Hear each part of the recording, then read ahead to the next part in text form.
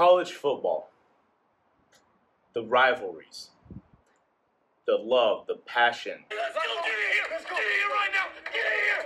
Hey, we got 30 minutes for the rest of our lives! 30 minutes for the rest of our lives!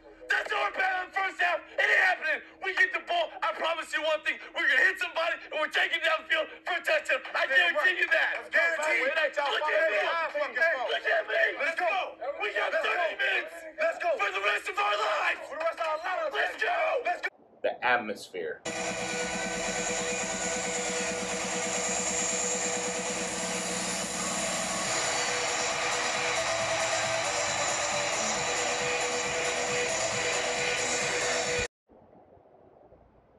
The pageantry.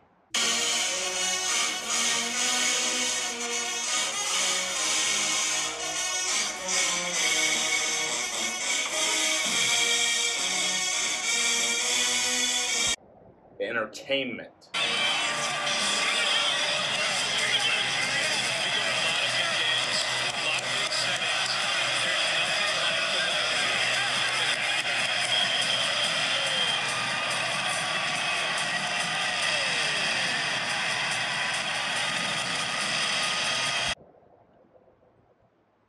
Everything that culminates into being one sport. These are the reasons why this sport at this level is my favorite out of all the sports in the entire world.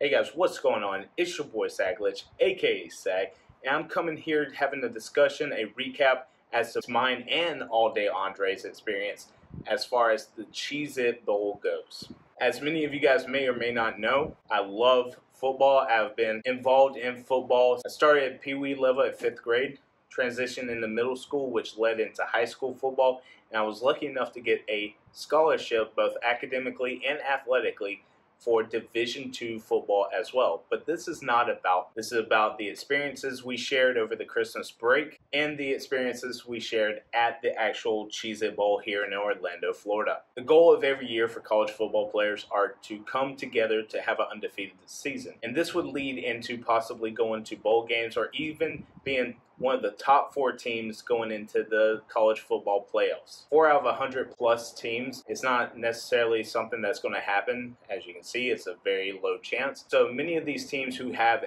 close to a 500 record or better usually get bids to the bowl games, allowing players to continue their efforts in the postseason. My wife travels to school where she teaches, and she passes the Camping World Stadium every single day. And the fact is that we live here in Central Florida, and the Camping World Stadium was able to host 2 bowl games this year, one being the Cheez-It Bowl and the other being the Citrus Bowl. The Cheez-It Bowl hosted Clemson Tigers against the Iowa State Cyclones, and the Citrus Bowl being the Kentucky Wildcats versus the Iowa Hawkeyes. Many of you guys know that this year, due to COVID, especially the rampant variant, many people and teams are being affected to this point where some of the bowl games are being canceled, some of the teams are having to forego their season, and some of the players are actually having to quarantine away from everybody while at college. While this didn't affect Clemson or Iowa State to the point, or Kentucky or Iowa to my knowledge, it has basically canceled some of the bowl games, the one off the top of my head being the Hawaii Bowl, and then actually, I forget which bowl game it was, but Texas A&M having to pull out because too many players on their team had COVID at that time. Players actually traveled down to the stadium about a week before the bowl game. Not every team goes from week to week to week to week to continue practicing. Once their season is over, some teams start their off-season process, and some teams take a little bit of a break to transition into that off-season process. With those teams going to the bowl game, they continue their practices, they travel, they get everything in line, and of course they have to get acclimated to the place that they are playing at. A lot of times during the bowl season, teams, especially the collegiate level coaches and teams, take this time to be a positive social media presence as well as a positive presence in the local community, which was actually a positive impact on Andre, who was able to meet some of these players and actually have a great time both communicating with them, asking them questions, and just really just hanging out and looking up to people that he wants to be similar to in the upcoming future. Fun spot here in Orlando actually hosted the ability for both the Clemson Tigers and Iowa State Cyclones, as well as the Kentucky Wildcats and the Iowa Hawkeyes, to host some kids in foster care to give them a nice experience. Amanda was nice enough to help me out on Monday, December 27th. I was actually having issues with my gout, as well as having to take some CTE scans. I was unable to show up right at the beginning. I was actually able to meet up with them after it was done. Didn't take that long, so I was able to hobble up with crutches to meet with them. While there, I walked up and I was asking about how everything was going. Andre had a great big smile on his face. I knew he was having a great time. I asked him how many players he was with, because I could only see a couple and I wasn't sure how many players he was paired up with. At the beginning, each kid was paired up with 6 players, 3 for Clemson, 3 for Iowa State.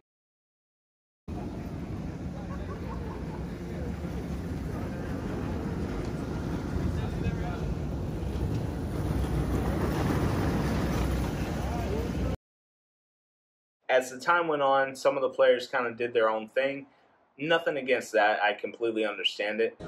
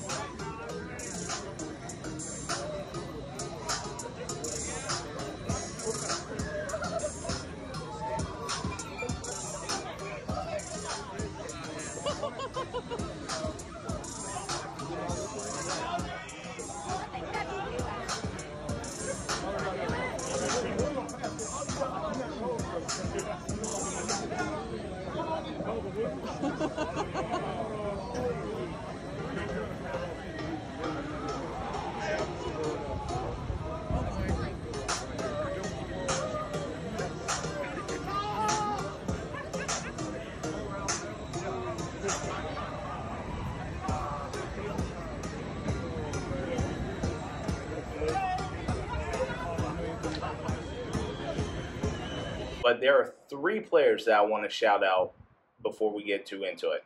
Number 1, Max May, very tall wide receiver. I believe he was a redshirt sophomore or junior. He and Andre actually went one-on-one in the go-kart.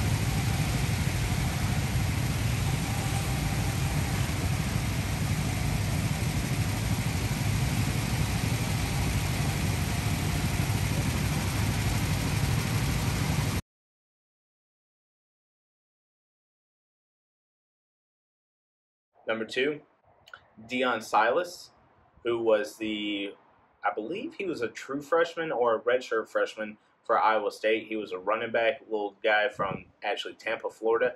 He was nice enough to talk to me and show kind of some respect. He wasn't full of himself. He was a very humble kid who was nice enough to kind of stay back with me as I was slowly trying to get caught up with everybody. Last but not least, Drew Swinney, who was actually the head coach's Dabo Swinney's son. Never knew it, didn't lead on to anything, didn't let himself have a big head, and he was a very nice kid.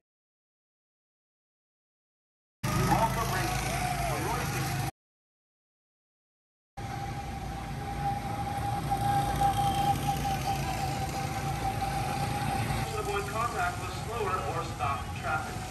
There will be absolutely no bumping. Seatbelt must be worn and adjusted tightly.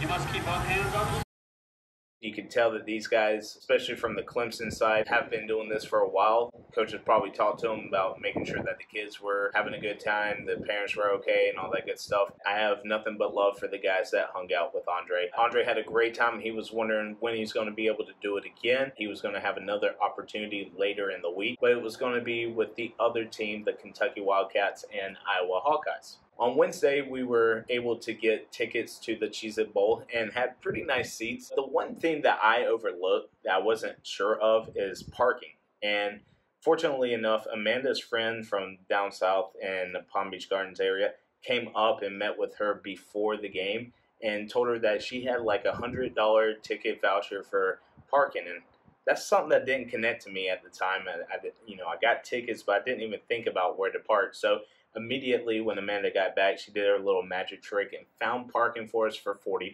Now, within that $40, it was at a local high school.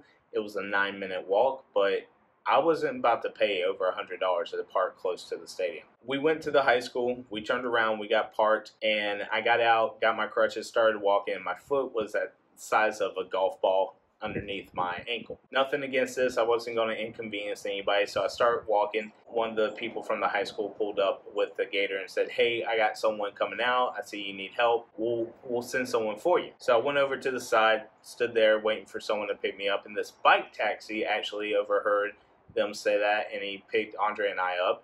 He rode us all the way up to the front steps to the metal detectors, and I got out and I was like, "Hey, how much do I owe you?" And he's like, "Well, you're on crutches. I'm not going to sit there and charge you, but if you want to tip me, you can." So I was able to give him a nice little tip. Go through everything, we get ready, and we sit in our spots. I'm not a bandwagon fan by all means for Clemson, but I wasn't going to go to the game wearing a random t-shirt. I was going to rep someone, and the fact of the matter is, I wanted to rep my quote-unquote home team in this situation. Because I grew up in the North Carolina-South Carolina border. My parents now live in South Carolina. Clemson has had a great couple years, especially ever since Swinney has become the head coach. And, nothing against Trevor Lawrence, nothing against Travis Etienne. But the fact of the matter is, I wanted to be at least repping someone's gear at the game. Now, did this whole experience turn me into a Clemson bandwagon fan? No. I will say I do have love for the game, and I appreciate good skills where I see it, and that goes for both teams. Where we sat, there was a mixture of Clemson fans, there was a mixture of Iowa State fans, and we had a pretty good spot. Now, we were up a couple of levels, and we were in the back end of the end zone at a corner, but I was surprised at how great you could actually see the entire field. Andre was unaware of anything that went on with football, where it goes the warm-ups, the routes with the quarterbacks and wide receivers, the stretching, the getting together of the plays, and walking through everything. And when everything was said and done, after the stretching, after the introductions, after all that, bands came out on the field.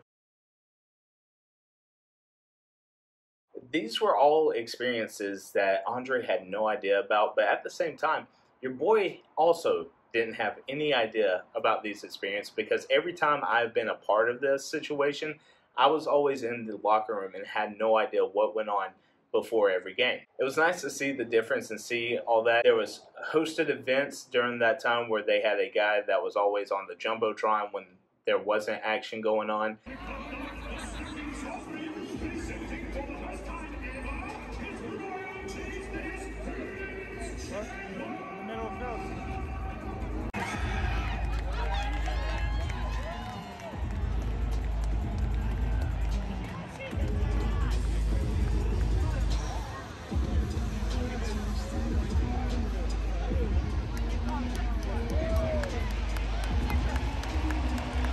They had the mascot for the Cheez Bowl. They had the mascots for each team.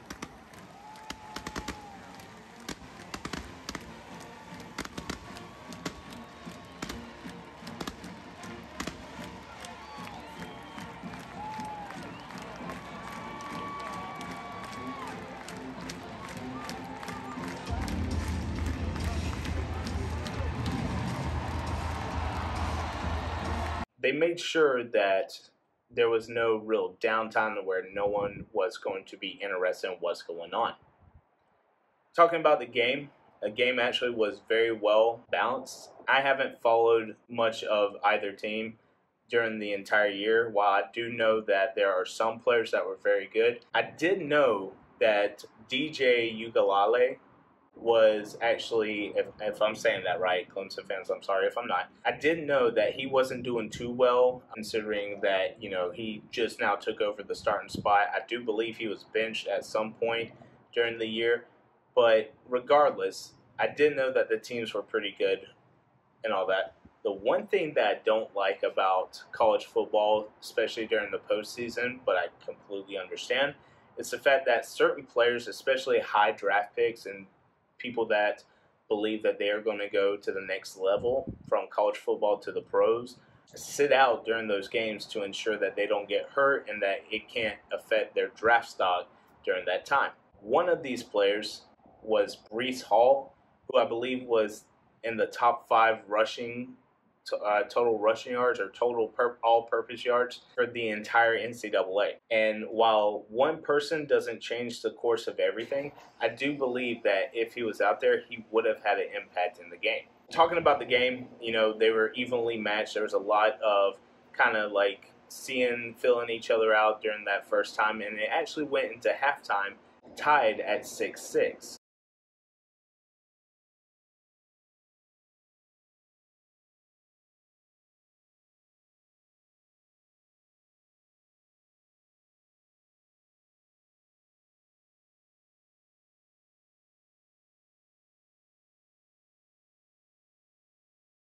Players go in during halftime speeches and just give it their all, and some teams go in not really sure what's going to happen. Some coaches give the speech, some players give the speech, but the fact of the matter is that some teams come out ready to hit each other in the mouth, ready to come out with full momentum swinging, and other teams come out kind of lackluster. When it came to find out, Clemson came out, and Clemson had it in their head that they were going to win the game. You could tell the difference between the teams and the swagger that Clemson was coming around with.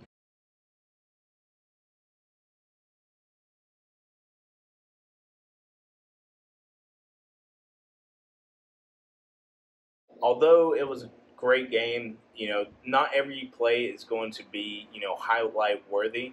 But as Clemson drove the ball downfield towards their end zone, the first actual touchdown came from a fake speed option. I believe that was either a wide receiver in motion or it was a split back. I can't remember exactly, but you can tell the split back from the right side ran around the quarterback, so they faked the speed option to the left, and the left side running back stayed for a delayed draw slash, I don't know what you would call it personally. I remember this as halfback delay in the old Madden games, but as they faked to the speed right, speed left, the whole defenses shift that way. They gave the little delay handoff, and he hit up and then bent around to the right, scoring the first touchdown, making it a 13-6 game. After that, a lot back and forth, but the craziest play I've ever seen in person, and in fact, this might be one of the craziest plays ever, and regardless of any level of football, it's the fact that Iowa State had the ball. The quarterback, Brock Purdy, turned and tried to throw either a smoke route or a stop route, I don't know, a hitch route, something where it was on the left side, and he throws the ball, and the defensive end wasn't able to get pressure, so he jumps up and bats it. Now, you guys know this. A batted ball can result into multiple things. It can result into an interception. It can result in just a deflection. It can result in the batting back into the quarterback and the quarterback taking off. The best memory I have of that is when Marcus Mariota had the ball batted straight to him, received it back. He can't throw it after that. He took it all the way for the end zone. But what happened here is the defensive end batted it up, and Brock Purdy, seeing this and all the players seeing this, I would believe was trying to spike it down, but instead of spiking it down, he actually hit the bottom of the ball, which put it back into the air. Now, I'm unsure of this player. I believe his last name, honestly, I can't remember. I'll throw him up right here. This guy had to be the MVP of the day. I mean, hands down. As Brock Purdy spiked the ball in the air, it came down into his hands, and number 31 grabbed it. He almost had like a second thought of, hey, this just happened? And after he realized it happened, he took off running for the end zone. And he actually had blockers, which resulted into a pick six. Weird play. Didn't know how it happened, but it happened. So this gave Clemson a 20-6 lead. Iowa State's offense finally started going, and they actually scored a touchdown as well. So it made it a one-score game. Clemson received the ball and was making a little bit of momentum, but they were also trying to take as much clock off as possible. Completely understand. I believe they became too conservative, and they actually had to punt the ball, which it was weird because it was like 3rd and 4 or 3rd and 2, and they actually just had a draw play, and the back basically just went down. The defense almost looked like they knew it was coming. It didn't really work out like that, and people in the stands, per usual, were questioning the play call of the offensive coordinator. To be honest with you, I was questioning the play call of the offensive coordinator as well. Iowa State gets the ball back. Clemson trusted their defense, and Iowa State actually started to move the ball just a little bit closer to midfield, and it came down to 4th down. It was either the ball game or they were going to continue to push, and who knows what they had scored, I don't know. The quarterback, Brock Purdy, steps back. I think it was either a 3 or 5 step drop. He turns, doesn't see anybody open. He goes up to the left side, so center left. He moves out of the pocket. He starts rushing. He sees the first down. As he sees the first down, he sees the defender step up, and it looks like it's going to be a big hit. So he kind of tries to sidestep and turns completely left. And number 31, again, the same guy who had the pick six, hits the ball perfectly. And it drops the ball on the ground. Brock Purdy turns around, jumps on it. Now, he was at the first down marker, but that hit the ball backwards. He turns around, jumps on the ball. It was 4th down. When he went down on the ball, it's a turnover on downs. And that was the game with 33 seconds left to go of the game. It was a great experience. I love the fact that I was able to experience it. I love the fact that All Day Andre was able to experience it. It was a great opportunity. And what I will tell you guys is this. It kind of reinvigorated my love of the game. I do watch college football every Saturday that it's on a little bit. Try to follow the Florida Gators. Go Gators. I also love the video game aspect of it, and I do miss NCAA 14. I don't have a Xbox, nor do I have a computer that I can do the revamped version. So, I'm looking up for NCAA Football 22. If you guys ever have the opportunity to experience a college football game, and most of you guys that watch this might have, most of you guys that watch this might be a little bit affiliated or inclusive of sports and love football, you already know. But if you haven't done so, make sure that you're able to try to go to a live football game once, if not ever. With that being said, guys, I appreciate you sticking by here. I appreciate you watching the video, and as always, make sure to leave a like if you did, comment if you want, subscribe if you haven't. And now that we're thinking about it, and even more importantly, rather than helping me grow, as always, it's always appreciated. More importantly, I hope you guys have a great day, great week, great month, and great year. Thank you guys for staying with the channel. Thank you guys for watching this. I know it's a little bit late, but the fact of the matter is I wanted to do this right. Make sure you guys, I know it's at the very beginning of the year. I know I've already said this, but make sure you guys are having a great year. It's always good to hear, and it's always good to know that someone else is wishing you guys the best, as always. I'm going to leave you guys with this. If you guys would, comment your favorite team. Comment if you play football, what position. Comment the craziest play you've ever seen in a football game. Any one of those would work for me. As always, I appreciate you guys stopping by. Hope you guys are having a great day. I'll see you next video. Peace.